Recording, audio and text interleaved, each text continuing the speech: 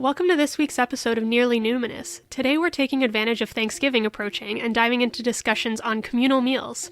Often in contemporary settings, we gather for holidays such as Thanksgiving with family or friends, where the entire gathering is centered around this meal. But this theme can be found across cultures, religious traditions, and throughout centuries, albeit with varying themes. However, many of the gatherings take on ritual experience for those participating, whether it's for a religious holiday or not. Today we have the pleasure of having Dr. Ascough, a professor in the School of Religion at Queen's University. He has published work on communal dining rituals in the ancient Roman world, many of which held both religious and social significance.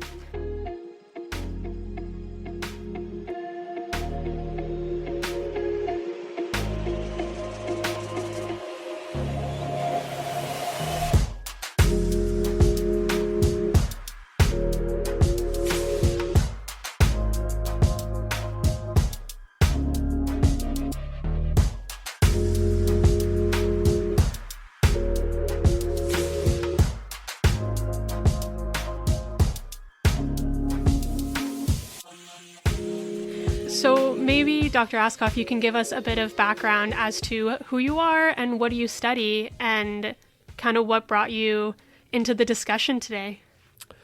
Sure. Well, I'm, of course, a professor, and technically I think my title is Professor of New Testament. Certainly that's what I was hired to teach at Queen's, but that's been broadened out. So I teach things like religion and film, religion and business ethics, Greco-Roman religions more broadly, as well as a course on the New Testament. And my training is in early Christianity, development of early Christianity, and a lot of my research has been on the relationship, or at least trying to understand early Christ groups in its sociocultural context compared to other kinds of group formations, what we call Greco-Roman associations, but kind of the campus clubs or the Rotary clubs of antiquity. So I'd spent quite a bit of time, did my dissertation on that, and I don't remember exactly, I've lose sight of the dates, but sometime in the mid-early 2000s, in the aughts, I was asked to give a paper on association meals in antiquity. And so I was going to give this at a conference. I thought, okay, I guess. Like, I know a lot about associations, but really how much is there to say about meals? And as I started writing that paper, I realized just how much there was on meals in the data we have, which is all inscriptions and papyri documents. And I started to mine it more and more. And I gave this paper at this, it was an early manifestation of a research group on meals in early Christianity. And I think we all realized that we had underestimated just how much there was there to explore, both in terms of the data and then theoretically, once we brought the theorists into conversation. And so what I thought was kind of a one-off paper that I might struggle to write turned into about a 10-year project of me looking at meals and associations in early Christianity in various ways, and publishing a number of articles on meals, particularly an earlier interest on burials, so burial practices in these groups. So meals and memorials basically became the focus for about a decade, and still pops up. I still get asked to write on meals in early Christianity. And I continue to still work on rituals, and just starting work on editing a collection of essays on rituals, and of course meals factor into that as well, but also other kinds of rituals, water rituals, burial rituals, and things. Super interesting. Thank you so much for coming and being on our podcast and sharing this knowledge with us. Most of what we are hoping to do on the Nearly Numinous podcast is kind of bring into discussion these kind of histories and theories and the things we talk about in an academic setting, but also make them really accessible to just any person. You know, I want my grandparents to be able to tune into this and find a glimmer of knowledge and excitement in talking about maybe things that they can connect with. So potentially maybe a broad question, but do you kind of see a lot of the rituals that you've studied surrounding communal meals mirrored in what we do in today's setting? And even, I understand that's a very broad question, but maybe just an example or two if you've got one. Sure. No, it's a great question. Insofar as meals are highly ritualized, no matter where they're taking place. I mean, at there's debate about at what point, a habit is a ritual or a ritual is a habit. But certainly we ritualize a lot of the meals, and both in antiquity, we talk about the rituals there, but also in the current context. So we started by talking about Thanksgiving and just how when you think about sort of so-called typical Thanksgiving meals in North America, how ritualized they are. I mean, they happen on a certain date every year, and certain expectations are there. I think probably more so in the United States at their Thanksgiving, where it's more important as a family event than, say, Christmas. For most people, that's your maximal effort to get home to see your family will be Thanksgiving. Even if you can't make it home a month later for Christmas. So, and that has its own history, which is also linked to various kind of movements, but also rituals. And then the things that rituals do then. So, for example, one thing that rituals do is bind a community very close together, be that a family or a group of unrelated people. And I think, I certainly can point to lots of examples from antiquity where that's happening. And certainly in early Christianity, meals are central to that, to binding the people, the adherents to Christ, actually adhering them to one another. But I think also here as well, when we look at here today in the contemporary world, when we look at the way meals function socially for a group, it brings together, say, acquaintances or even friends. But over that meal, there's a certain kind of intimacy that takes place that over time can strengthen those bonds to one another. And as fractious as some holidays can be for families, like Thanksgiving or other kinds of holidays, or religious or otherwise, there's sort of family bonding that takes place there, even with the tropes of families falling out and Crazy Uncle Ernie or something happening. That part, in some ways, if Crazy Uncle Ernie doesn't act out, we feel like we've been ripped off that year, because that's part of the ritual that these sorts of things take place. So when we look at meals, we realize right from where the fork and knife are set, that becomes part of the ritual, all the way through to whether the broccoli casserole is made or missing, to the other things that go on. We can talk about how these are both everyday occurrences, or Claude Gagnon talks about the binaries of for example, everyday meals versus exceptional meals, transgressive meals versus meals that bring people together. So that's happening throughout history. So something you were just talking about, and also I came across this in your paper. I believe it was in the Oxford Handbook of Rituals, Early Christian Rituals.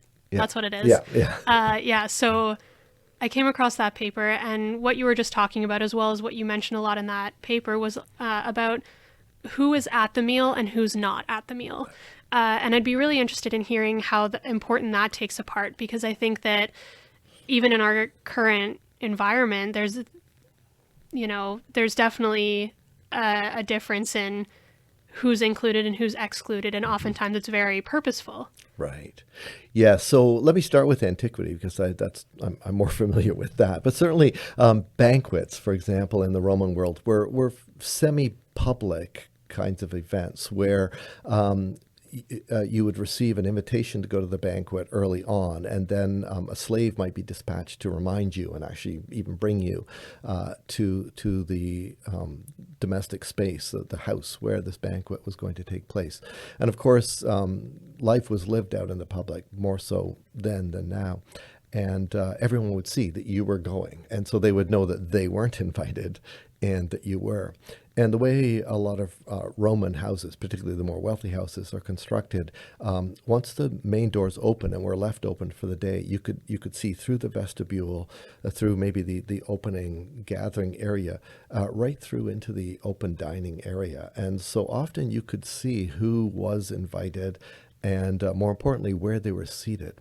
So even once you were in the dining area, they could accommodate usually 9 to 15 people who reclined. They didn't actually sit, but reclined. And even where you were placed reclining, which of the three benches you were reclining on and your position on that bench was hierarchically stratified. So, the closer you were to the host, the more important you were. There was the place of honor, all the way down to sort of being number 9, which of course you didn't want to be, but it's better to be number 9 than to be one of the people at the doorway looking in. So it was very much reminding everyone, both those involved in the meal, but also those outside, just where you fit in relation to, for example, a rich patron. And so today you think about, say, a child's birthday party, which kind of, again, has its own ritual, has a little meal there, and how upset a child will be, if all their friends get invited to somebody's birthday party and they don't. Right, there's this sort of inclusion, exclusion. So on the one hand, the child's very excited to get to go. On the other hand, upset to get to go. Or if all of our friends decide to go out and we don't get included in the invitation. So those kinds of affective, emotional responses are part of feeling left out of these meals as well.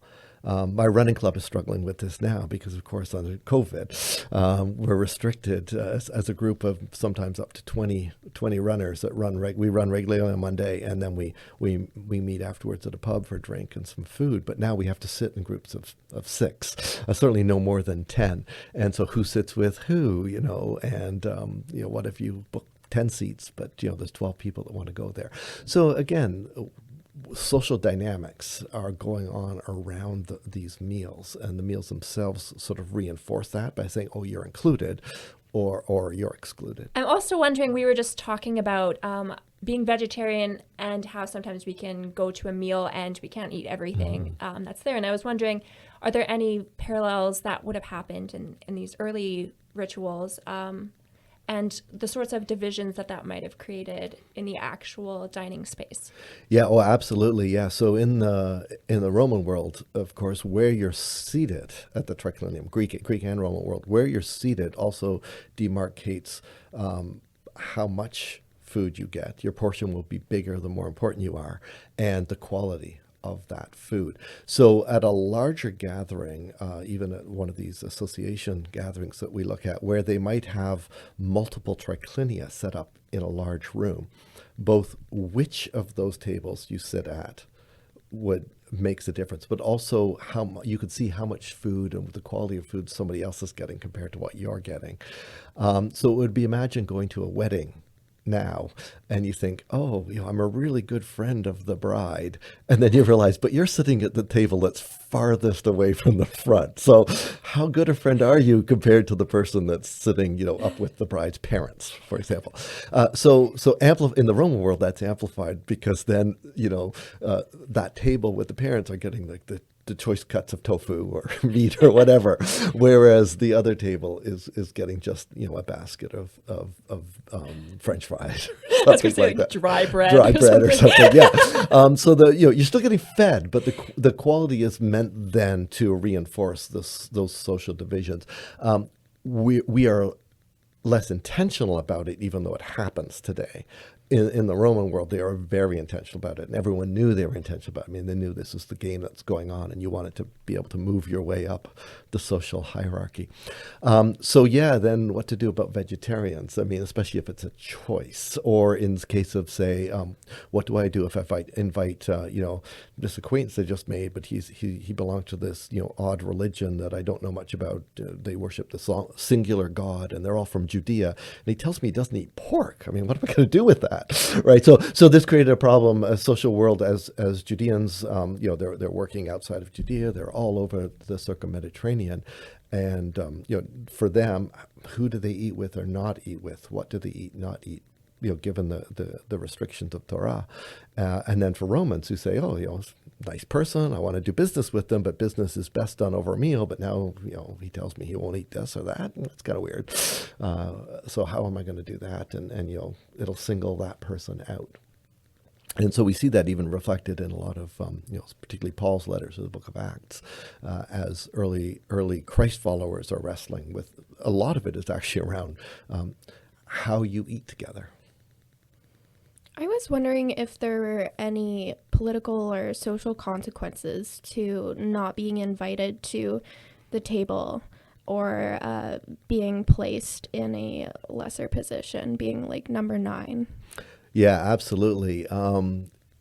Social and political, both, right? So whether you're not invited, of course, that's a clear signal that you're kind of out of favor. But even to be invited and placed in a lower position is a reminder to you just where you fit. And in the Roman world, then you would have, if I were in position number 9, the whole meal I would think, how am I going to ingratiate myself to the host, to particularly if, say, he was my patron, and I want to sort of have him look after me more, which was a frequent dynamic. Then the meal setting becomes that place.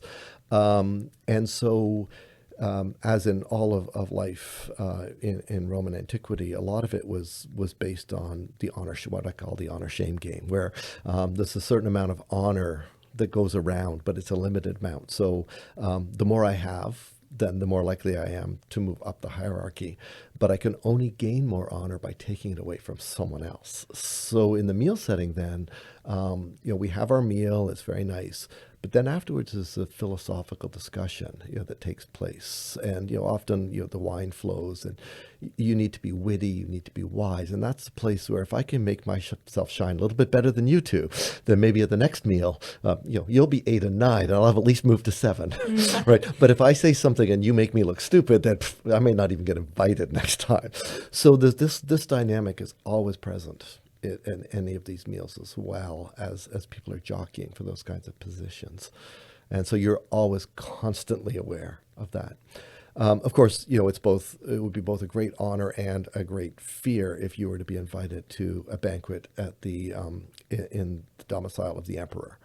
Because there you might think, wow, I'm so important, the emperor wants me there. Of course, this was also the place where the emperor, some emperors, people like Caligula, for example, some of the worst emperors, Caligula, Nero, used those meal settings to humiliate important senators. I mean, and actually, cause them to go and commit suicide, not because they're embarrassed, but that was just like the commit, you will go sort of thing. This is your death sentence. So, on the one hand, it's a great honor, on the other hand, it's blood sport. And so meals become the setting for some of them. I can't help but think just more anecdotally about the fact that my dad has done a lot of travel and international business, and the idea of sharing a meal has been kind of at the center of a lot of his business transactions. And he's told stories about, being in China, and it's where he was very, it was a very big insult to not accept the food that was given to you. And so he would be put in these sticky situations where he would have to eat food that he would not normally eat, especially when it comes to different types of animals, just out of respect. But the thing is in order to kind of get the client and, have a successful business transaction, you would have to do this. And so I find it really interesting that we definitely still see these kind of themes throughout the world today, but even more so in, a lot of these cultures, that there's a lot of honor and respect still at the center of food and meals and how we share in those meals together. Yeah, so I mean that's a great example of one of the ways that the cultural differences in how we ritualize the meals and how what we think is normative is really culturally based. And so when you go elsewhere and realize, they're doing it differently, not necessarily better or worse, but differently. And in order to broker those social relationships, I have to maybe put aside some of my concerns and participate in the way that they do the meals. But it feels very strange, very foreign to us. Like somehow that's not right. But it's not a moral judgment. Of course, it's just culturally different. But it really throws us off, and that shows us how ingrained our own notions of what a meal does or doesn't look like, or what is appropriate to eat or not eat, or even who is appropriate to eat or not eat with. And so I mentioned Gagnon earlier, and he talks about transgressive meals, and that's can be both in how they're conducted or who is invited. And so again, going back to my field, some of the stories in the Gospels talk about Jesus. He ate and drank a lot, so much so that one of the accusations they could level against him is that he's a glutton and a drunkard. So clearly, he ate more, enough that people thought that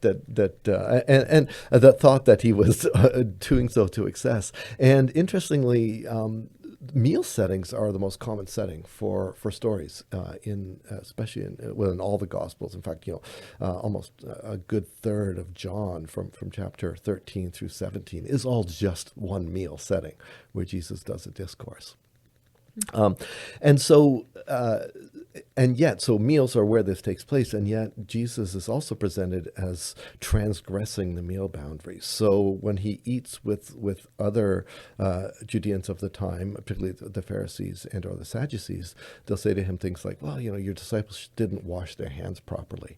Or worse, Jesus allows other people to come in, somebody who's considered unclean. So somebody that has an illness or is considered to be demon-possessed, or, worse in that culture, a woman comes in, and Luke tells the story of a woman who comes in and doesn't name her, but says a woman from the city, which is a euphemism for a prostitute, comes in and starts wiping Jesus' feet clean and using her hair to clean his. This is completely transgressive. And yet, Jesus flips it on his host and says, you don't like it, but, you didn't bother cleaning my feet. So at least she's doing something you should have done. That is, it's actually normalizing something that you transgressed by breaking the normal ritual of having your slave wash my feet when I came in. So these kinds of stories going all the time, where it's both, you have to understand the cultural codes, what would be expected, and then the stories, they don't tell us what would be expected because their readers would have known. But what we can see once you know that is just where they're being transgressed, and both in what is eaten, how it's eaten, and who they're eating with. Right, and that's the whole, Jesus at one point washes all of his disciples' feet too, and that was quite radical, I remember. Yeah. So in Gospel of John, Jesus sort of bends down when they're coming in and washes their feet. And then, Peter says, you're too important to do this to me. And Jesus said, no, this must be done for the kingdom of God. And then Peter, throws goes all in, says, wash my whole body. Jesus is like, dude, you're just not getting it. This Classic, and it's a symbolic action. It's both your feet are dirty. I mean, they wore sandals in a very dusty, dry environment, so you needed your feet to be washed. But it's that Jesus here takes on the role of a slave. So there again, it's transgressive. And yet at the same time, even in being transgressive, it's forging the bonds of community. It's saying, all of you are having your feet washed by Jesus. Therefore, you're, no one's better or worse. No one's singled out. You're all in this together. And so you have this dual function in meals like that, where it challenges the boundaries while also still reinforcing some social boundaries, in this case, bonding people. And I believe there's also a story that Jesus tells about this rich landowner who invited a whole bunch of people to a banquet, and they all said, no, we can't come. And so he invites all these other people that normally wouldn't be invited. So I'm just thinking about, there's lots in there that was quite radical. Yeah. And again, very transgressive, and sort of it's an interesting story because on the one hand, the landowner has this great banquet, and it's a deliberate snub against him. So in the honor-shame game, he's being dishonored by them saying, you're not worth my time, I'm not going to come. And yet in the story then it flips, because he says, well, screw you. I'll invite other people, and sort of says, these people, these beggars from the street are more important than you that tried to snub me. So it kind of flips it on its head again. But again, through the lens of the honor-shame, you can see that the play back and forth is as you try to both gain honor by shaming the other person. Was it reasonably common that people would refuse to come to a banquet? No, I think that's part of that whole story. It's a fictional story, right? Free food, but also, if he's as wealthy, as important as the story sort of leads with, then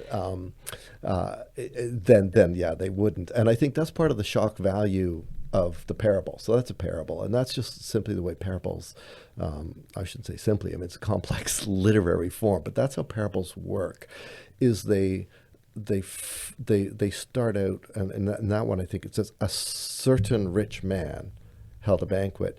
And that's that little phrase, a certain man, is an invitation for the listener, because it would have been heard orally, to identify with that character. So it's like, oh, that's me. I had a banquet. That's cool. I'm having a banquet. All these important people. And then no one comes. It's like, oh, I don't want to be that guy. So it creates this cognitive dissonance for the listener. So something like the parable of the Good Samaritan, which everyone, I mean, even that title, which doesn't occur in the Bible, people say, oh, I should be like the Good Samaritan. But the story is, a certain man walked from Jerusalem to Jericho. And I mean, the guy's a moron. That's a very dangerous road. You don't walk it by yourself ever. And yet the story is constructed at the literary level to say, you, the listener, are that person. You're the moron that gets beaten up, right? And so it's not about being a good Samaritan to someone else. It's allowing yourself in that context to be touched by someone that you would consider unclean. So for the Judean to actually, would rather die than be touched by in their mind, a dirty Samaritan, has no choice because they're so broken. And so it's putting yourself in a position of vulnerability. And so with the banquet one too, it's saying you have no control over what these people have done. and it's this shaming, dishonoring kinds of actions that says, how will you respond? And in that particular story, it's like, then you open yourself up to the other undesirable people. That's where your community is formed. So, I mean, I can make another example just about how, more contemporary example, Steph, you asked about, how we make these connections. If you're familiar with Harry Potter, I think, of course. And you think about Harry Potter, so I'm thinking of the movie here, but it's in the book as well, but Harry Potter and the Philosopher's Stone, and when they first get to the school, I mean, what's the orienting event for them is, of course, a meal, right? And a very highly ritualized meal, and ritual within ritual. So at that very first meal, they have the sorting hat. And in that context, the sorting hat is going to tell you who your community is going to be for your time at Hogwarts. And so it'll fit you in. And once these newcomers are told which house they're going to be in, they have to go over to that table. That's who they're going to eat with. And yet there's a separation, even between the tables. And then there's a table where the students are versus the head table. Center of the head table is the headmaster, right? And then in decreasing order report, I mean, name the people at the end. So, who are they? If we know them, I mean, Hagrid, maybe? I was going to say, the one that we know is at the end is Hagrid, Trelawney. Of course, who's the groundskeeper. But then where's the janitor? Oh, yeah, that's He's right. not Where does even he at the sit? table. Oh. He's standing off to the side, right? Does he never get to eat? That I sucks. get right. He has to eat by himself. No So wonder he's so angry. that's that look on his face, right? And so it's a nice little illustration. I think J.K. Rowling has, either by design or by luck, kind of seen how important ritual is within meal. But it's not about the food. It's about how that meal setting constructs social hierarchies. And of course, we find out later on, in fact, that the food doesn't just appear. There's a whole layer underneath of sort of lower class citizens, right? That the house elves that are involved, I believe, but I think so, who are making all that. That Hermione later on will sort of take some social action to sort of get some rights for this guy. But at first you just, oh, this food, isn't it wonderful? It just appears. But then you realize there's another hierarchy too. And so, these are the slaves who are ubiquitous at meals in antiquity, but are not paid attention to. They're just kind of there as instruments to bring the food to the important people, at least important in their own minds. So these are all, it's this hierarchical structuring which is reinforcing the status quo, right? It's saying teachers are more important than students, and, these class divisions even among the houses by, different things. And then janitor, off to the side. And so it actually reinforces the social hierarchy right there at a meal. But I've been listening to a podcast called Harry Potter and the Sacred Text. Have you heard of that? No, I've heard of it. I haven't actually listened to it. It's very good. It's good. They talk about meals a little bit too. And one of the points that they had was, we don't know a whole bunch about the backgrounds of these students, like if they're rich, poor, but all at the same meal. They're eating the same food. And so they're all kind of like brought together in this. And it's also like I think the only time really that everybody at Hogwarts is together. So just like kind of, though there are these divisions within the different tables and the different house tables, they're also all together and they're all eating the same food, which is, yeah. And in that context, in that particular context, you see they're all dressed in their black gown. Which is levels the playing field, so you can't have ostentatious clothing. You can't have your very rich clothing while your less wealthy friend has their poor stuff. So that's one way of you can regularize that sort of the hierarchical divisions at a meal and say, for this meal, we are all equal. Now, of course, when the meal's over, and this is one of the points I make in the article that Steph referenced earlier, it's transgressive insofar as says social divisions no longer matter. Look, we're all just the same. And we have examples of inscriptions that say that a slave and a master belong to the same association, get the same food. Like, it's very, very important that 60 people in this group, no more, no less, is always 60, and they all eat the same. And in theory, it says anyone can become president. And we know from the names, some of the members are slaves. So in theory, a slave could become president. I actually doubt that ever happened. But everybody gets the same portion. You think, wow, what a great group. Everyone's equal. But as soon as they step outside of that meal, the slave is not equal to the master or any other master. The slave is still legally a slave and therefore property, not even under the eyes of the law in the Roman world, not even human. So the meal provides a temporary suspension of some of those social divisions, which then fall back. And so, in Harry Potter, you see that there's that suspension there, but then, outside of that meal setting, there might be the jockeying for the social hierarchy again. Between Draco and Harry. That's the thing, Draco and Harry being the extreme examples of that. Yeah. So I know we've been talking a little bit about banquets specifically and kind of those very formal meals, but I know, Jacqueline, you had maybe a little bit to say about the kind of difference between the everydayness of us sitting down and having dinner versus the more celebratory meals itself. Maybe you can kind of chat a bit about that. Yeah, so back in my undergrad, a couple years in, I was staying at this, it's kind of hard to describe, it was sort of a cross between like a residence and a community living situation. So there was a couple that owned the house, but then the rest were all university students. There was about 10 of us, I believe. And so, and so it was an Anabaptist-based community home. So it was Christian, but you didn't have to be Christian to live there. It was just kind of expected that you would respect the beliefs of others, that sort of thing. And so a very important part of living together in community was specifically supper. So the rest of the meals, we shared food and everything throughout the day, but supper, it was kind of expected that we would make an effort to come and eat together. And part of that was just logistical, but it was also just because that was the main time when we would all come together and chat. A lot of us went to different institutions, so we would meet together over the meal, talk about our days. We would invite guests over. The house was called the Emmaus House, and so it was based on this story about just after Jesus had died, the disciples were walking to this place called Emmaus, and they were walking and quite sad because their friend had just died. And all of a sudden this man's on the side of the road with them and starts walking with them and talking, and it's Jesus, but they don't realize it until I believe it's they get in and start eating together. Yeah, they just all of a sudden realize it's Jesus. And so the idea of how the divine can be with us without realizing it, or just finding God in the everyday, that sort of thing. I was just thinking about that and how that connected with how we did meals every day. It was kind of an everyday, it was every day, so it was normal, but it was also special. Right. And so I'm just kind of curious about the distinction between the banquet meals and just communal meals and the being set apart from other meals, but also the everydayness of the ritual. I was just wondering if you had any thoughts on that. No, that's a lovely example of how things can be both exceptional and sort of regular at the same time, because there is an exceptionality in our culture to saying you will have this meal, as much as you are able to be at this meal every single day.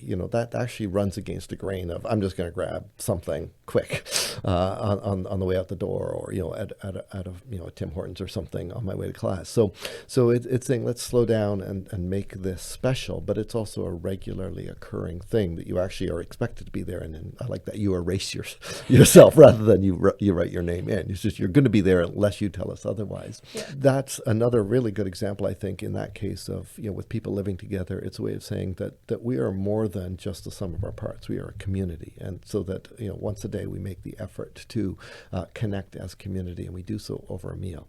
And I think it fits with a tradition, both inside and outside Christianity. I think it's pretty ubiquitous across cultures where food is that point, where it's a sharing and choosing to eat together says something about who you want to be with. So none of us can go without food. We all have to eat, but we don't have to eat with each other. Right? That's where we have a choice, right? We have no choice about eating. And so that we choose to eat with, in the case of Emmaus House, the same people every day, and open to inviting other people, says, I am deliberately choosing this community and looking to build community there. And I think, certainly in the Anabaptist tradition, food is very, very important for that. So that's that's an example of how it carries on in that. And interestingly, the name is interesting to me, of course, as a biblical scholar, because I had not really thought about it much until I was invited into this work on meals that I said it grabbed me for 10 years, and so that's one of the passages to look at and realize in the Gospel of Luke, which is where that text occurs, it's a turning point in the story, the realization that not just the tomb is empty, but in fact Jesus has this presence, this risen presence that they recognize. It's precisely at the meal that gets recognized. And that was one of the things that you realize, well, what's going on with meals is worth. So one of the questions I asked myself, what's going on with meals at the literary level? So you go back to the Gospel of Luke, and particularly in my case, read forward through the Gospel or through the book of Acts, and realize how central meals are at key points throughout the whole way that Luke narrates early Christianity. And I think this in your case, that's a carried on in saying for Christians to gather, or as you say, at least to gather ostensibly as a Christian community, whether or not you're Christian, meals have to be essential for that, and I think carried on nicely. What I find really interesting is we've been talking a lot about how central food and meals are to a lot of the stories throughout the Bible, but I can't help but think about all the times that abstaining from food was also a very central part. And we hear this across religious traditions, that fasting is a pretty central part to most kind of spiritual experiences. And I'm wondering if you have anything to add on that. Well, I think it's interesting because fasting is just another ritualized way of eating, but in this case, not eating. So it's, again, choosing. It has a limited span, right? You fast too long, you die. So it's for a certain period of time that you choose to separate yourself for a specific purpose. And it might be, a spiritual commitment. It might be fulfilling a vow. And yet there's always the breaking of the fast is usually highly ritualized, where it too, even if it's just simple bread and water, or is an elaborate kind of group thing where individuals have separated to fast and then come back together to break that fast. And so both the fasting itself, but also the coming back together, are these highly ritualized moments that bond the community of those who have fasted. Even when the fasting itself is ritualized, it might have prayer or meditation or something else going on during it, where the individual can connect to the divine. So in the Christian tradition, sort of meditation on God, but certainly not. I mean, it's across different traditions as well, where fasting is important. But like I say, it's a very limited time span. The majority of what I know on the subject on the intersection between food and religion has to do with like fasting, disordered eating, which foods in the diet industry are considered like sinful versus what will, purify, detoxify you, all that. So we've talked a lot about the meals themselves being important, but I was wondering if you had any thoughts on the specific foods that are part of these rituals that might be religiously or ritualistically significant. Mm-hmm.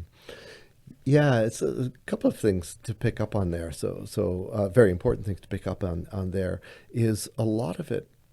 So when you talk about sort of diets, whether they're fad diets or sort of ongoing kinds of diets, or disordered eating practices, which themselves can become highly ritualized, right, in their behavior, or habituated, if not ritualized, but they often get certain rituals in order to prevent myself from eating or overeating or eating too much or eating enough. And a lot of it comes down to control. Right, so control of the body, control of emotions through eating, and in some ways, this is what the restrictions around food or drink, even in different religious traditions, are often about control and commitment, either individual control or communal control. It's interesting if you ask a Mormon, at least in my experience, if you ask a Mormon why they won't have or why they won't eat chocolate or drink coffee or Coca-Cola, they'll say, well, because it has caffeine. And that's actually not why they're restricted. They're restricted from those things just because, right? So it's not that there's something in there. It's just that this is a test of your commitment to God.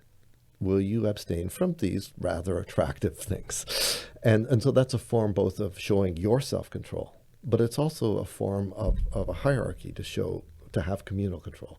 We know who's in or out of the community by what they will or won't eat. And so with disordered eating practices, for example, that's a form of saying showing self-control. Like I can control my body, what goes in and out of my body, and control my weight that way. But then, and I don't know a lot about this, but it's sort of interesting that there are web groups, in fact, support groups for people with bulimia, but not to help them get through it, but in fact to encourage the practice. They have their own websites, they have Twitter accounts, Tumblr accounts. It's very interesting. They have like commandments sometimes with very religious or spiritual language they often use to encourage you to adhere to those rules and discourage you from eating. It sort of also often elevates eating disorders to like a sort of godlike or spiritual presence or power in your life that you need to obey at all times. To me, it's really curious. I mean, I think it's an area I haven't looked at a lot, but just whereas on the one hand, we might react and say, oh, that's disordered eating. But then we might look at, one of the saints in the Christian tradition, for example, that might only eat berries for 4 years. Say, oh, what a beautiful commitment to God. You're like, well, wait a minute. Or locusts. Or locusts. Right? John the Baptist had a pretty messed up diet, right? And yet he's, St. John the Baptist. And so, again, it's if you pull back, it's sort of a social control thing of who gets to label those. And I can take this person from history and say, what a great saint. And yet look today and say, oh, what an abhorrent practice, that should be stopped. And yet on the surface, they seem to be doing similar things, demonstrating control of one's self, one's appetites. And then in the case that you're pointing to, Rachel, then for a larger purpose, for a larger cause. Mm-hmm. Well, at that level, they seem to be very similar, yet one is vilified, the other is highly praised. So I think, and maybe the work is going on there. It's a little bit out of my field, but seems to be a lot of work could be done on that in terms of ritual and religious practices and commitments. I did some research in my undergrad about medieval Christian women who have sort of been retroactively diagnosed with anorexia mirabilis, holy anorexia, and I always found that really, really interesting. about the motivations for their restrictions and fasting, the sort of punishment they brought onto themselves, and how that is incredibly similar to a lot of the trends we see in the diet industry today and a lot of these pro-Anna and Mia sites. Yeah, it seems, again, as sort of in the post-Enlightenment development of science, and then we sort of retroactively go back and start reading these sort of ancient texts, ancient practices, and realize just what more is going on than the way the stories are narrated at that time, which is where I think then, as it started out with, is sort of one thing just to observe sort of patterns around meals in my case. But when you start bringing the modern theories in, so people that study meals today and say, okay, so that sociology, that psychology, that anthropology, that can now be applied to the ancient texts as much as possible. I mean, there's always limitations around it. And we realize so much more of what's going on. And even on the opposite side, retroactive attempts to explain things. Well, the reason Jews don't eat pork is because they realize there's a bacterium in it. Blah, blah. No, of course they didn't realize that back then. Again, I think it's one of those things where somebody decided we're going to eat that, we're not going to eat that, right? And it's God's, and then you put the overlay of God's command on it, and you've got a rule to follow. But it's about control. One thing that I'm really interested in surrounding meals is kind of one of the rituals that I think we see today in various forms is this idea of being thankful for your meal before you start eating. And we see that within the Christian community, about praying. And I think, at least when I was growing up, that was very common in my household, where we pray before our meal and say thanks to God and thank God for the day, etc. But you even see that today in, the kind of spirituality community where you've got people standing in circles holding hands and thanking the earth for giving its abundance and bounty for your meal. And I'm very curious about, if anybody has any anecdotes or insights into this idea of being thankful for your meal. Something that I've noticed, especially with a lot of people that, I don't know a better term to put it other than white girls super into yoga. They really have this practice now where it's like prayer. It's like the things that you often see within a Christian community, but it's removed from that. And instead it's looking to fully honoring your meal and where it came from. And I think that kind of theme is very similar. You just kind of take the higher power out of it. And I'm very fascinated by that. And I don't know as well if this has kind of been the perspective throughout time, or if this is something we've really changed in the contemporary age, especially because I think there's such a disconnect between where we get our food from and where we sit to eat it. That reminds me of, we were recently talking about Zac Efron's show Down to Earth, and he has a quote here.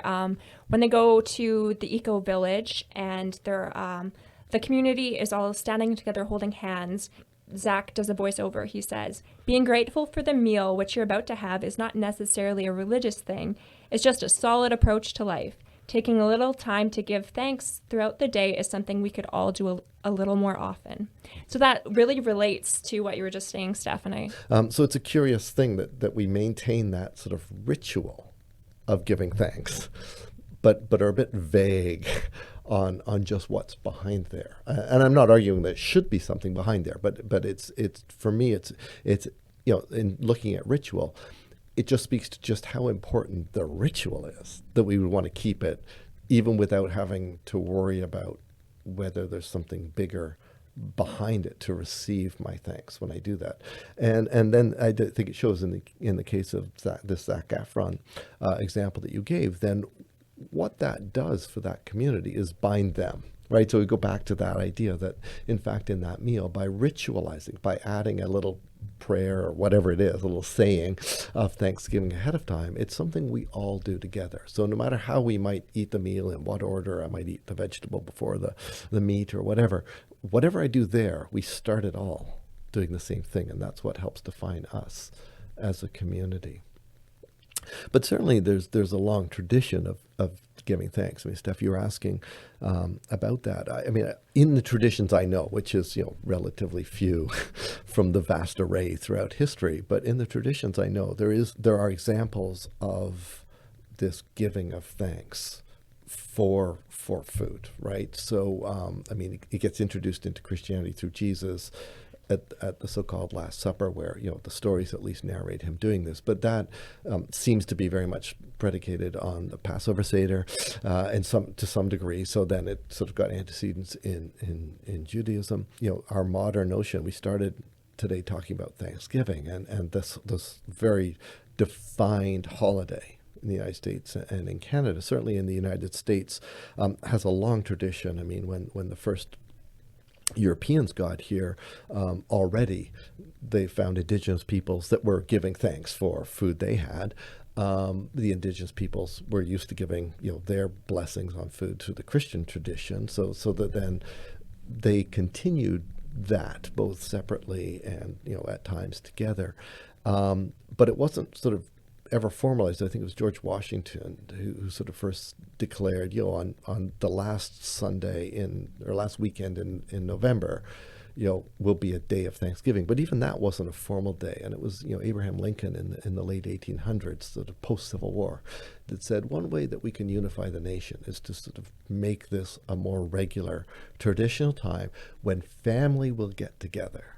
So again, this is the emphasis in the U.S. on family. Family will get together and celebrate the bounty that comes from the earth. But it certainly he didn't invent that. George Washington didn't invent that. The Europeans didn't bring it here, although they kind of contributed. The indigenous people, didn't invent it, and at least, they were doing it, but, they didn't learn it from someone else either, right? It's their own tradition. So kind of what we call Thanksgiving is sort of this amalgamation of these historical and cultural forces that have come together in North America. Plays out differently in other places around the globe, but certainly is representative of the idea that we give Thanksgiving, or we give thanks for food that comes to us. I can't help but think, going back to even just the title of our podcast, that this kind of idea of giving thanks for food, regardless of if it's for directly giving thanks to a deity or not, there's a certain element of infusing the numinous into the experience you're having. Mm-hmm. So even from the perspective of the non-religious who choose to give thanks to the earth for their meal or whatever it may be, it's almost creating this sense of awe and appreciation for what's around you, which I think can be really powerful. As we've seen, I think the idea of just religious experience and bringing people together under these ritual experiences, regardless of if it's got its roots in politics, in social structures, etc., it does kind of create this different level of community, which I think is the really powerful thing about communal meals, especially even in contemporary age. There's definitely a certain feeling I have when I gather with my family for, Thanksgiving or Christmas meals. And it's something that I don't want to give up, I never want to miss a Christmas. I never want to miss Thanksgiving, because there is this certain numinous quality to it. Yeah, it's interesting that, like, in the work I've done, so I'm more specific, but I think an example of this stuff is, when Peter, so in the book of Acts, it talks about Peter has this vision of this. He's hungry, he's praying, he's hungry, he orders room service. But before room service arrives, he has this vision of a blanket coming down with all these foods on. It says, you can eat anything. And so he realizes this is God telling him that non-Judeans can start following this very Jewish Messiah. And so he realizes this, and he goes out and he talks to Cornelius and some others and baptizes them. And when he gets back to Jerusalem, the other Jewish leaders are pissed off at him, not because he baptized them. They're pissed off at him because he ate with them. That's what they say. Like, why did you eat with the non-circumcised? I think, okay, that's curious. And then you get a little bit later in Acts, they have a council in Jerusalem, and everyone comes together, including Paul, who's been working among the uncircumcised. And they say, what are we going to do about the uncircumcised? Like, that's the question. Should they be circumcised? That's the question they ask at the beginning of Acts 15. The answer at the end is, here's what they should eat. Or in fact, in this case, here's what they shouldn't eat. So they answer a question about cutting the body with, what should or shouldn't be eaten. So in those two cases, it goes back down to food. And it sees there, Steph, when you're saying the food is somehow intimately linked to the numinous. In this case, the monotheistic God. And as, non-monotheists start following this God, it comes down to, can you eat with them, and what can and can't be eaten with them. And that's again, a curious way that food becomes a central part of that experience of the divine. Right, and all the way, as we've seen from Rachel's example, of movements of people sort of supporting each other in what they're not eating, to the Emmaus House example, the Roman groups that I study, where food is that link, that connection to the one hand, the divine, but really what it's functioning as is community building. It's each other. That's the connection, and the Zac Efron thing, as I said, also illustrates that. Well, in the Hebrew Bible, in the book of Daniel, there's that whole section of just like when the Jewish people are in exile, and maybe they feel like they're losing their identity a little bit too. And so what was one of the main things that they focused on? It was what they ate. And so it was a way that they made themselves distinct and remembered their identity from the people that had come and take them off into exile. So yeah, and certainly at least for many scholars too, that it's thinking that's when the whole P tradition was written, right? So a lot of the stuff that shows up in Torah actually wasn't there in the earlier renditions, but it's right in the Babylonian exile when they add the priestly tradition that adds a lot of the regulations around community, and a lot of that has to do with food, what you can and can't eat. Yeah, it's people out of their context thinking, how are we going to define ourselves? And they do that around food. Is there any rituals that you've come across in your research that you've adapted into your own life? That I'm much more cognizant. For example, I mentioned my running group earlier. So when I joined them, I was both, excited to have, this new community. I could, new friends and people I could be involved with. But just then to sort of what I know about ritual, at least, and meals, is to then sort of also be both part of it, so in the group, and yet an outsider of the group observing for them just how much, the location of, being at a pub and ordering food and ordering beers meant in terms of the community relationship of a group that, when I joined had been together for 23 years, right? So I was really new to this group, and yet they were willing and accepting of me, and other people have joined since me. So they take new members, and yet for those that have been around, 23 years, how important it was that at that time, the brew pub, which is where we meet, provided free nachos. I mean, that was important to us all. I mean, just one or two plates of free nachos, and then we'd order an extra beer. I'm sure it was also economically in their interest, but just how important that connection was being made over food. What about you other ladies? Are there any traditions that you've brought into your own lives? Or any that you find interesting? So there's this ritual that I heard that the Emperor Charlemagne used to do. He had a tablecloth of asbestos.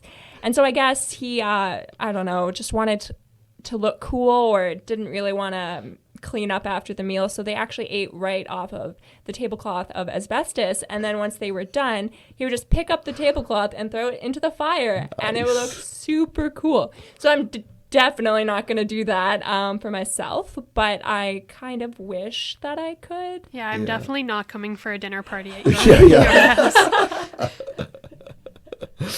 Dinner and entertainment at Jacqueline's. Putting your health at risk. That's eating right off of it. Well, even in that example, how interesting, as I said earlier, we all have to eat, but what we eat and who we eat with, we can make choices. And yet even in some of those choices, like Charlemagne, or I think back to the Romans, who unknowingly just, used lead in a lot of things, even in their water piping. And how we don't always realize that what we're eating is harming, is as much harm as good. And, we just have to look at contemporary North American society to see a lot of what we consume is really not that healthy for us, and so how we become aware just of the importance of this at so many different levels, so the ritual level, the cultural level, social level, but the health level as well. How much impact what we eat and how we eat has on our lives.